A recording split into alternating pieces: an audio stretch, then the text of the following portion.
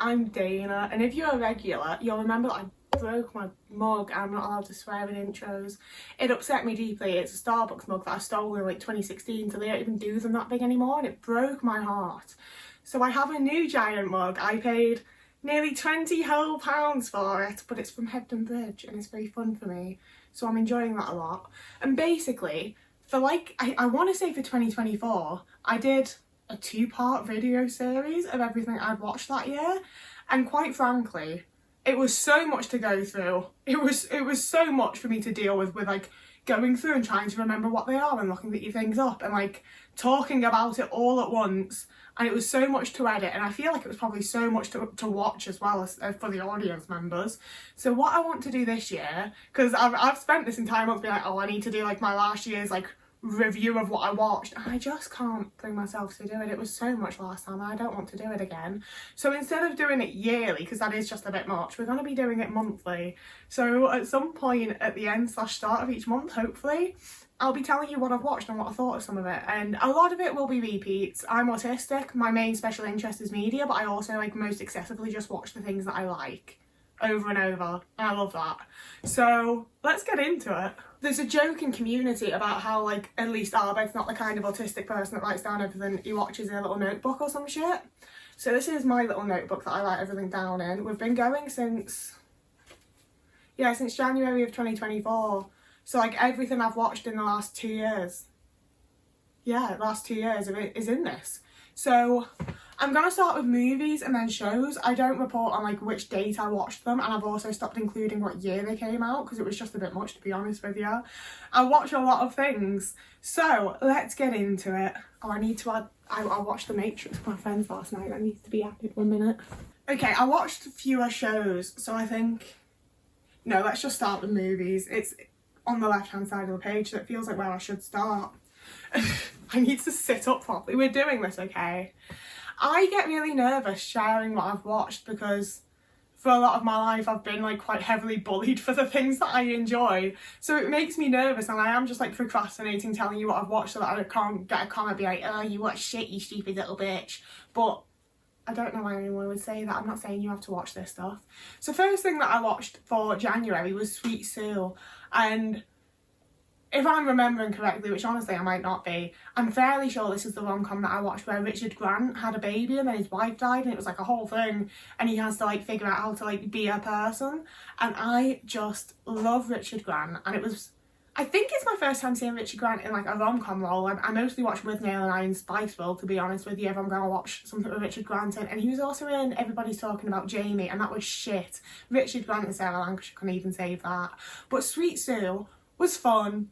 You know, it wasn't like the deepest movie in the world. It's not one that I'm going to like constantly rewatch, but I would watch it again. I did enjoy it. I liked Richard Grant's like character and performance. The plot was like pretty solid. I'm spitting, I'm sorry, it makes me nervous. I get nervous and I spit, and then that makes me more nervous. So that's that. I watched What We Do in the Shadows because my friend that was staying with me hadn't seen it, and I was like, you actually kind of do need to see at least the movie. Like, I'm not going to make you watch the whole show, but I feel like we should watch the film. And honestly, it always hits for me. And I keep waiting for the day that it doesn't, because I did sort of like get over the show, you know, and then watching Our Flag Means Death. I still rewatch Our Flag Means Death quite regularly, and yet every time I watch it, I feel like I hate Taika Waititi a little bit more, and I don't really mean to, but I do.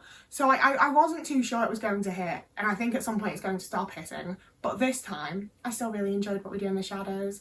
And it's the type of thing where there's so many moments in it where I'm like, I wish I'd thought of that, I wish I'd come up with that. It is very, very good if you haven't watched it. I've also massively fallen off watching horror films since I started living alone in a house that has a creepy little basement. So while my friend was here, I was like, can we watch a horror movie, please? And we chose Heretic because I quite like, oh god, what's his name? Hugh Grant. It's a sore spot for me, but I do quite like a little posh Englishman being a little posh Englishman, you know? And like, I'd prefer if they weren't southern, but like, not everyone can be Alan Buttershaw, you know? So I watched it for him, and I did expect it to be decent, but I actually enjoyed it a lot more than I expected to. I think that the plot was like I feel like a lot of horror movies, especially nowadays, like forever honestly, but especially now, sort of like spoon feed you, like, oh look, it's a ghost. And I like that it sort of like left some things open and closed some things. And like I'll give having watched it, I do think it's one that I could have watched on my own. I wouldn't have like had a lasting effect, like it wouldn't have like negatively affected my HP for like the coming days. But I also didn't know that going into it. And it's one of those films that isn't necessarily like scary, but it's pretty spooky. I don't have anything bad to say about it. I enjoyed it. I would recommend it to others. I then realised that in all of like my stress with moving and dealing with like being alive, I completely missed Wicked for Good. And so we watched that, and I regret missing it in the cinema. I don't think it hit nearly as much watching it on my laptop screen. I didn't overly enjoy it, to be honest with you. And there's a level to which, like, I've seen Wicked the musical like live twice, and I definitely enjoy the first half more than I enjoy the second half, but I did think I'd really like it still because I fucking loved the first one. And yeah, it's not the worst thing in the world, but I don't see myself rewatching it. But I also don't really see myself rewatching the first part, to be honest with you. I think I went to see the first one purely because I've seen the musical and really fucking loved it, but I watched it at a very specific point in my life where it like meant the world to me. And don't get me wrong, I still like absolutely sobbed at the ballroom scene and like various other bits because I'm gay and autistic and feel quite often like ostracized from friendships and the like there are elements to which I still definitely latch on that are more so missing from the second one, to be fair. That's why I prefer the first part. But yeah, I don't have anything like awful to say about it, and as someone who can't often afford to go and see musicals and like see the latest thing, I would love to see more musicals getting made into films, because there's some like iconic musicals that I feel like everybody in the musical theatre world is like aware of, and I haven't been able to see them. Like it's not for me, like I can't do it and I want to. So I do appreciate that it was made into a film. I didn't overly enjoy it. I then watched Primate because I saw people talking about it, and I have a whole entire like phobia of monkeys and chimps and apes and all of that type of animal, because I think that they are like way smarter than we give them credit for, and we are eventually going to piss them off enough that they like join against us. Like I'm genuinely like it's Jay and Silent Bob Strikes Back when he has like the whole like Planet of the Apes moment. That's, I completely understand. I'm with him. I get it. I don't like them. So I knew this was going to be one of those horror films where like it's not going to like stay with me and like fuck me up and like make me wake up in the middle of the night sweating, but while I'm watching it, it is going to shit me up and it's going to be fun. And boy was it fun. It's not a good movie. It's brilliant. It's fantastic. I adored it. It's not good. It's very... I looked up the director or the right... I looked someone up from it and looked through what he'd done previously, and it was a load of like late 90s or early noughties like shit horror films, and I love that. I absolutely love like a really shit horror film. Like growing up I was really obsessed with like the Jeepers Creepers movies and Wrong Turn and all of those types, and like Saw and Scream. So like I love that kind of movie. I absolutely adore them, and I really fucking love that he's like done that and continued on it to make Primate. I really admire people when they're making things where like you're not going to win any awards, like you're not going to win Oscars, you're not going to be like an acclaimed movie maker, but by God do you make a fun fucking film for an audience to watch, and I deeply enjoy that and respect it and adore it. This lighting could be better, could it not? Is it fixed? No. Is it better? Yeah. Sometimes that's all we can hope for, okay? I then rewatched With Nail and I because I could make my friends watch it with me, and I just, again, it's one that always hits. I fucking love With Nail and I. I think that Richard Grant and Paul McGann are like two of the best fucking people to like put together. I really adore the way that like their chemistry and the way they interact with each other. I love the characters. I love the way that the whole fucking film looks.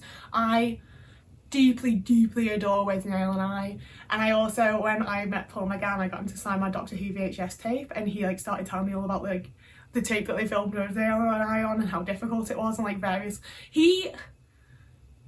I don't want to diagnose a celebrity because I can't diagnose anyone because I don't know shit, but like Paul McGann had such like an ADHD panicked vibe where like he caught onto something I was interested in and started just info dumping about it, and eventually progressed to telling me about like he'd caught my accent when I'd replied to something and started telling me about a girl that he used to try to date around like Wavertree and Picton Clock, and it was a bit like he just kept talking, and I really enjoyed it. I really liked him, and I fucking love Withnail and I. It was then, oh god, was it the 40th anniversary of Labyrinth? So my local cinema was putting it on, and I was like, I saw Labyrinth in the cinema in like 2013, 2014, not long after I'd moved to Liverpool, and it was a double bill with Labyrinth and Willow.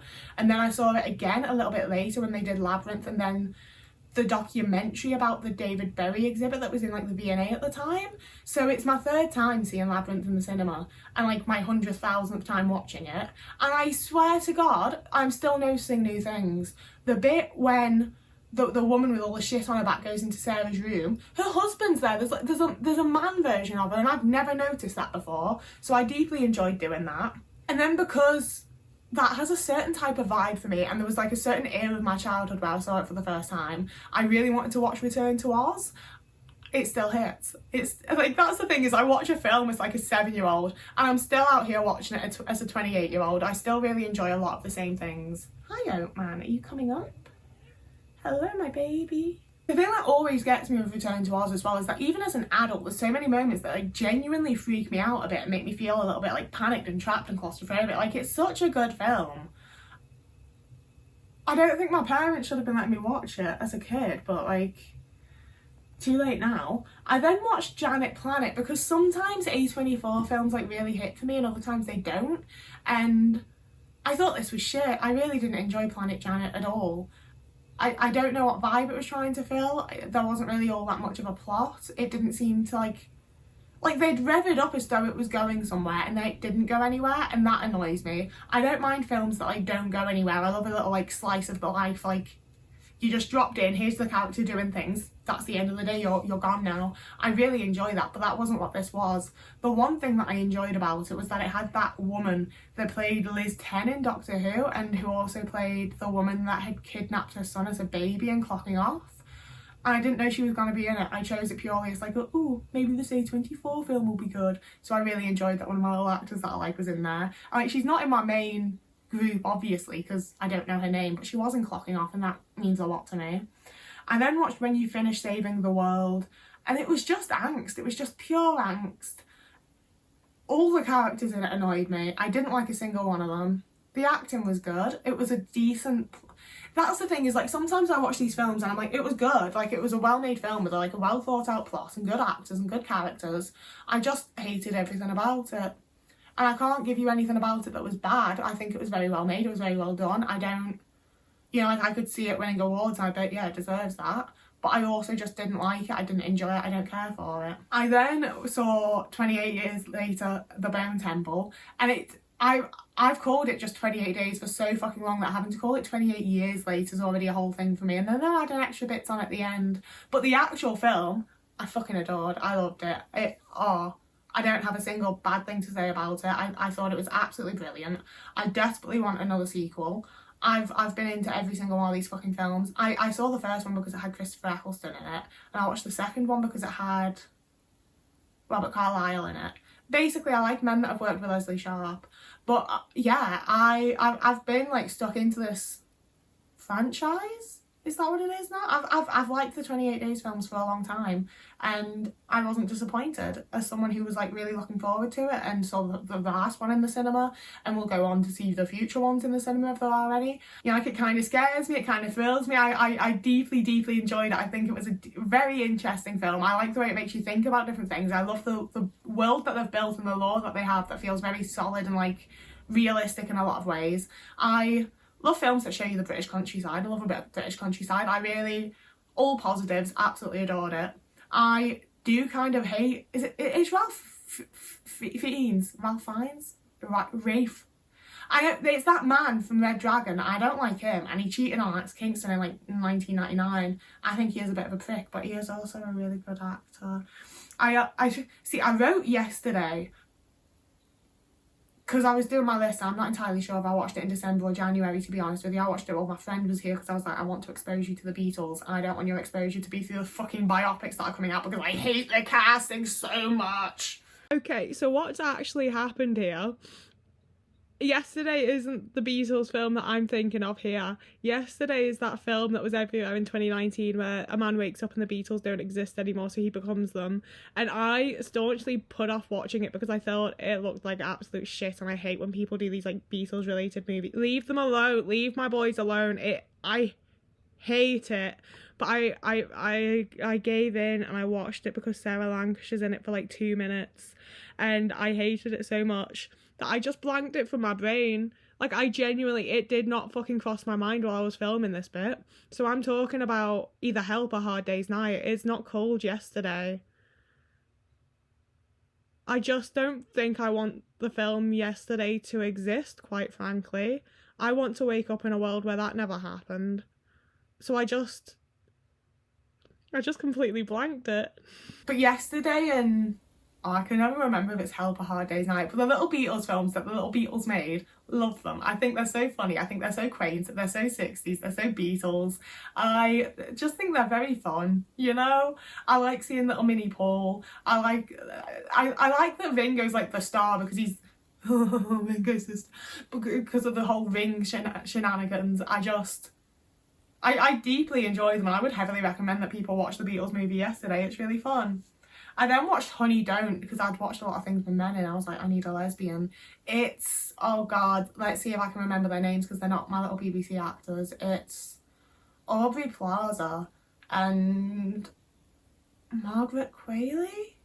I could be deeply wrong. The girl from The Substance. I loved The Substance. I'm gonna rewatch that again soon. And I think she's a fucking great actor, actually. It's rare that I get attached to Americans. It's rare that I like American actors and don't just stick with my little circle of BBC. But I've enjoyed everything that I've seen her in. And I think she, like, really embodies characters in a way that gives them real vibes, you know? Like, it's not like... I feel like a lot of American actors, I feel like they're actors, you know? Like, I feel... They seem like actors, they come across like they're acting, they're saying their words and they're doing the expressions, and that is that. And it feels like her characters have like a whole load of backstory, they feel like people, they feel like personalities, and I really enjoy that from actors. I think it is quite rare as well, and it impresses me, I enjoy it, I like it a lot, and I like her. And Honey Don't had her, and I'm not a big Aubrey Plaza person, just because I haven't seen that much stuff she's in. I have enjoyed the things that I've seen her in. And yeah, it were gay, it were fun, it were a whole little romp. I would watch it again for sure. I think that maybe at some point, if her name is Margaret Qualley, I could be really wrong, I'm gonna have a little phase of watching like everything she's done so far, because she's not really old, so I can't imagine she's been in that many things. But I like her a lot, and I liked Honey Don't a lot. The thing with filming with natural light is that the sun moves quite a lot. I then watched Heathers on the group chat. Thank you to whoever on the Discord, whoever suggested Heathers. Fucking love it. Heathers always hits for me, every single time. I first saw Heathers while I was in high school because Winona Ryder's in it. I've spent a long time watching anything Winona Ryder's in, and we'll be getting back to that in a minute. I like to watch what I wish I'd done in high school, and I don't, because I don't want to have murdered anyone, but also it feels like getting to watch a fantasy that you've never actually fantasized about, you know? Like, it's such a specific vibe and a specific era, and like, it's perfect. It's a perfect movie. I absolutely love Heathers. And it makes me really sad because I have it on VHS, but my version's like really fucked up. And I think it also vaguely fucked up my VCR, and I need to get a new fucking tape head cleaner, and that's a whole thing for me. So yeah, Heathers. And then again, someone that wasn't me requested that we watch Adult Life Skills in the server. So like, thank you, Harry. I fucking love Adult Life Skills. It always hits. It is such a specific little like moment in time for me. It feels like missing something that you never fucking had. It gives me a sort of like deep sense of like longing and yearning, while also making me relax and making me feel like a normal person. And just, I love everything about it. I love that Jodie Whittaker's there. I love the character that Anna plays. I love that it's set in Yorkshire. I love that Lorraine Ashbourne. I love that she's there because she was in Clocking Off, and obviously she's also now in Riot Women, which we'll also be getting around to. If there's one film off this fucking like little like here's one I watched that I would tell you to watch, it's Adult Life Skills. My phone screen background for like 3 years was the Adult Life Skills cover, and it only stopped being the Adult Life Skills cover because I got a picture of me with Jodie Whittaker and it became that, and it's unless I get a selfie of me and Keely Hawes, it's going to be staying as that. I absolutely adore Adult Life Skills. And then last night I was browsing on BBC iPlayer as one does, and I came across See, I've always said it as Kensuke's Kingdom because we read it as a class when I was in primary school and I fucking loved it. It was by Michael Maporgo and it's a great, great book. I think, having watched the film and heard Not a British Man in the Midlands in 2004 say the word, I think it's probably more Kensuke's Kingdom. Either way, not normally my cup of tea. I don't usually like an animated movie, and I also don't usually watch things that don't have actors that I like in them, but because I loved the book so much as a kid, I was like, oh, go on. And I actually like really enjoyed it. The art style was quite... I think one of the things that fucks me up with animation is that like it often, there's just so much fucking going on and there's so much detail and there's just like, it's too much for me. It overwhelms me and it makes me feel a bit nauseous, and I really just... Like, I have, like, a physical response to most animated things where, like, I don't feel good, you know? And it was such, like, a minimal sort of art style that was still very pretty and used lots of colour, but, like, it was just fucking pretty, you know? And I've always enjoyed the plot a lot, obviously, and I liked how like, tightly they stuck to it. And I just... It's another one where, like, I really enjoyed that, and I don't think I will watch it again, because it was sort of just, like, a moment of reliving my childhood whimsy. But I really enjoyed it. I'd recommend giving it the odd watch if you've got an hour and a half and nothing to do and want to watch something nice, you know? And then, like I said, on the server, we watched The Matrix. This isn't one that I ever choose to rewatch on my own. I didn't see The Matrix until I was like 21 or 22, and my ex was like, you have to see this movie, oh my god. I don't hate it. I don't mind it. It's a fun little 90s rom, but I like the Wachowskis a lot because they did Sense8. I don't really have anything like bad to say about it.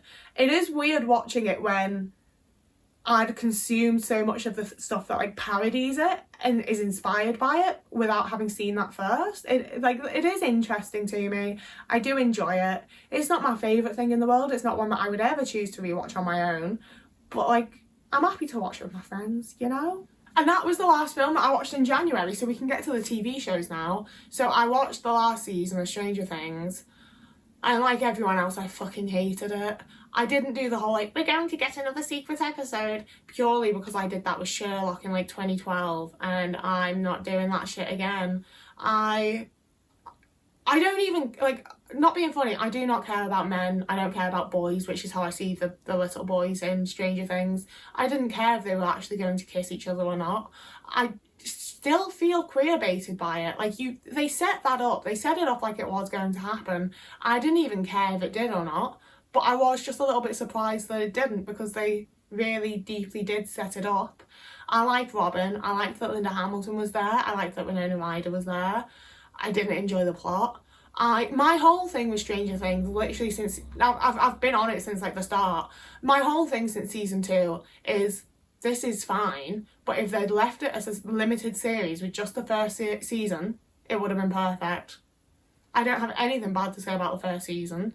I have a few more bad things to say about the second, and I think the third just completely falls off and it's not the vibe anymore, and like, they really lost who they were making it for because it became such a big thing, and I stopped enjoying it a while ago, to be honest with you. I just watched it to finish it.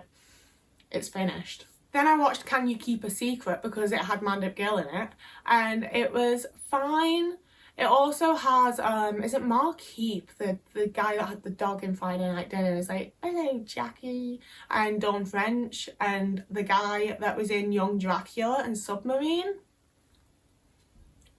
I can never remember his name, but I fucking loved Young Dracula as a kid, and I'm of the age where like everyone in my year group was obsessed with Submarine very briefly, and it wasn't very brief for me. I really enjoyed it. But yeah, it was fun. It was funny. I didn't hate it. I don't really have anything bad to say about it. It's not going to become one of my comfort rewatches, but like, it was fine. If it didn't have those actors in, I say that. If it didn't have Mandip Gill in, I wouldn't have watched it. I still didn't hate it. It was fun. It was amusing. It had some great moments. I do quite like Dawn French. I say that. I've only ever seen Dawn French when she's in things with Rick Mayall or Keeley Hawes. But from those things, I've liked Dawn French. If I'm really honest with you, it's another one where I found a lot of the characters quite annoying and stupid. And it does feel like BBC's kind of dumbing down the level of their comedy because they know that people are stupid and not paying attention because they're on their phone, and it does frustrate me quite a lot. But it was fine. I then also I finally watched Butter of Suburbia, which I vaguely meant to for a while because it's got David Bowie doing the soundtrack and it also has Gemma Redgrave in it. And again, I found like all of the characters really annoying, especially Kareem, but also banging fucking soundtrack, fantastic soundtrack. And like, as much as the characters annoyed me, it was a very engaging plot. Like, I was like into it the whole time, you know? And like, I'll give it like it's my era of the BBC, and it was just a little self-contained vibe that I quite enjoyed. There were some moments that I was like, why are they doing this? But for the most part, like, I am going to watch that again at some point. I don't know when, I don't know where, I don't know why, but at some point I will give it a rewatch. And then I rewatched Riot Women, and then that was why I went off to Hebden Bridge, because I've set myself a little rule of if I watch a TV show that's set in West Yorkshire twice, if I want to rewatch it a third time, I have to go and visit the place where it's filmed, so then I actually leave the house instead of just watching things all the time. So I went and wrote a song at the pub from Riot Women. It was fucking sick. And also, if you haven't watched Riot Women, you absolutely should. That's the main thing that I want to push on you from this video, is that you should watch Riot Women. We're absolutely getting a second season, so at some point I'm probably going to be able to go to Hebden Bridge and like fucking spy on them making it. It's going to be sick. It's the best. It's honestly probably my favourite thing the BBC has made in the last like 5 years. I'm fucking obsessed. Every character is perfect and flawless. It's an incredible cast. It's a fantastic plot. Even the music is fucking great. I do not have a single negative or like downside or like about Riot Women. It's perfect. It's flawless. I can't fucking wait for the second season because I just know it's going to be just as good, if not even fucking better. I'm so excited for it. It's the best. Please watch it, please. I need it to get like 8 fucking seasons. I can't have this be another Gentleman Jack and have it get cancelled after 2. Like, please. I will kill myself in an Asda. I'm sorry. It was a slow rewatch, I won't lie, but with one of my friends I rewatched Our Flag Means Death. And that, I feel like I've watched Our Flag Means Death like 4 times in the last like 2 months. But it does always hit. I know I keep saying it, but it does. It just always hits. It always makes me feel good. I always enjoy it. It's another one where like the conglomerate cast is fucking great. I absolutely adore them. The guy that played Black Pete is in Dogma, and obviously Con O'Neill's there, and he was in Happy Valley. Like and Rory Kinnear's in Ashes to Ashes. Like, it just about ties back to my actors well enough that I like that aspect. And I also like, as an autistic little queer, I obviously love the Gay Pirate Friends show. You know, like, obviously I do. It ticks all of my boxes. I love it. And then because Rosalie Craig's going to be in the new season of Sherwood, she's in Riot Women as well, you should watch that, I decided to finally give Sherwood a go. I don't like Robert Glenister. Quite frankly, I think that if 2 people in a family want to both be actors, they should have to, like, do some sort of acting battle, and one of them wins and the other one doesn't get to act anymore. And I know that if that happened between the Glenister brothers, Philip would win. I don't like him. I don't like Robert Glenister. I did like that the guy that... Is this a spoiler? I'm going to give you a spoiler. I liked that Robert Glenister went to interview the guy that played David Bond in Ashes to Ashes, and then the guy that played David Bond in Ashes to Ashes promptly shot himself. I like the idea that if you're interviewed by both Glenister brothers, once they leave, you shoot yourself. It was nothing to do with that, but in my mind, it is. If you're interviewed, if you're interrogated by both of the Glenister brothers as police officers, you're done after that. It had Lorraine Ashbourne and David Morris. I can never remember if his name's David Morrissey or David Morrison. I know that one of them's like the arsehole musician and the other one's the man that I'm talking about that was in like Clocking Off and The Missing and Doctor Who. Him, the guy that played Franny in Clocking Off, I deeply enjoy it. There was Okay, so there's a character called Keats that's played by no, I can't tell you who they're played by because that would be an actual spoiler for quite a large chunk of the plot. But there's a bit where an 80s cop like walks into a little 80s bar and it's backlit so you can't tell that her perm's blonde and not brown, and there's like just like a 2-second clip where for a moment there it's like we have new footage of Alex Drake. Truly, deeply, it also, like, it's just a banging fucking cast. It also had Lorraine Ashbourne and that guy that helped Tommy to escape in Happy Valley and who is Tamsin Greig's son in Riot Women, which you should watch. Yeah, I'm not gonna lie to you, it's sort of just like standard BBC cop show set in Yorkshire. I love that, really like that, deeply enjoyed it. I then watched Patience because I like little cop shows set in Yorkshire, and this is one that I kind of feel like I should make an entire video on, but I also don't know if I have enough opinions to actually make an entire video on it. I didn't love the first season because it has Mark Benton, I keep getting his last name wrong. He was in Doctor Who and he was in Clocking Off and he was in Christmas Carol and he was in the Second Coming. Like, he's in a lot of like really, really great stuff that I really, really adore, and he's worked with like all of my favourite actors. But it had him as the DCI, and the second season had Jessica Hines as like the DI. I love a man out of Clocking Off as the DCI and a woman from Doctor Who as the DI. Peak television. And Patience, the like main character's autistic, and like they make a point of letting you know that she's autistic, and she like goes to like a little autism club. And I didn't hate the representation, but there were so many moments that made me cringe. And there's also, I am going to spoil a tiny little bit of it, because there's a bit when she's in like the autism support group and everyone there is talking about how difficult they find it to like be at their jobs and to do the work there. Why is every autistic person there employed? How's that happened? Is York just like, should I have moved to York instead of Huddersfield? Are they just employing autistic people there? There were several moments like that where I was like, I get that you're trying to do the like, see, autistic people can be normal functioning people too. And it's like, yeah, but we can also, you know, like, not be. And I'm glad that you're showing her like having like little shutdowns and things like that, but also like everybody at the autism support group has a job. Okay, hon. But I fucking love Jessica Hines as Di Monroe. She's going into like my top 10 favourite cop characters of all time, even though it was on Channel 4 and not BBC. I wish it was on the BBC. But I deeply, deeply, deeply enjoyed the second season, so much more than the first, because I didn't really care for the woman that was in the first season as the DI. She was in Orphan 55 episode of Doctor Who, which I did really enjoy because I like the planet and I like women, and it had like messages of being nice to both, but like men really hated that. Men hate my favourite era of Doctor Who, and I just have to live with that forever. But yeah, I didn't hate it. I think I might rewatch it so I can like take notes and do a video on it. I'm not too sure yet. I have quite a lot of feelings about it, both positive and negative. But I also do hope there's another season, but only if I get Di Monroe still. And finally, I watched Ashes to Ashes. I had to start the year off right with a little Ashes to Ashes rewatch. It took me longer than it normally does because I do go outside now, which is like a whole thing for me. But yeah,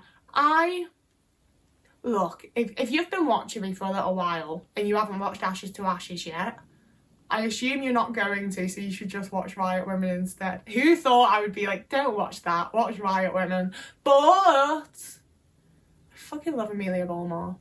And if you've heard me talk, I talk about Ashes to Ashes quite a lot, and if you've been hearing all that and still not done it, I assume you're not going to. So what you should do instead, so that I don't get upset in this parasocial relationship that I'm suddenly now trying to create, if you want to not upset me as a person, you should watch Riot Women. And if you really want to not upset me, if you want to make me actively happy, you could watch Ashes to Ashes and Riot Women, and then leave a comment about how Amelia Bullmore's like the best actor in the whole entire world and you love her too. But yeah, that's everything I watched in January. See how this already is quite a long video, and imagine if I did this times 12 for the whole year. I'm not doing that again. We're gonna do it like this. I hope you enjoyed. I feel bad because I don't give real reviews of things, and it's just very like, I like it or I didn't like it. But I'm not claiming to be a reviewer. I'm not claiming to be anything other than someone who's autistic and really likes watching stuff and is telling you what I watched. So that's that. If you want to give me any recommendations that you think I'll enjoy based on the things that you've heard me say that I've enjoyed, that would be really cool. I am always looking for new stuff to watch. I especially like things with women. I don't really care about anything with a man as the main character. I especially enjoy lesbianism, but it doesn't have to be a main feature. I also feel like I should apologise for the lighting in this video, but I also think I don't care enough. Like, I care about my videos, but also, like, it could be a podcast, couldn't it? Like, it doesn't really matter what I look like in them. I'm going now. Whoever you are, you can follow, like, and subscribe. I post videos on Tuesdays, Thursdays, and sometimes Sundays. You can also find me over on Instagram or TikTok, and you can also find me on Patreon or Ko-fi if you want to, like, especially super help me out. But you don't have to. Everything's chill. Whoever you are, wherever you are, I hope you have a lovely morning, evening, day, afternoon, week, month, year, and you should watch Riot Women.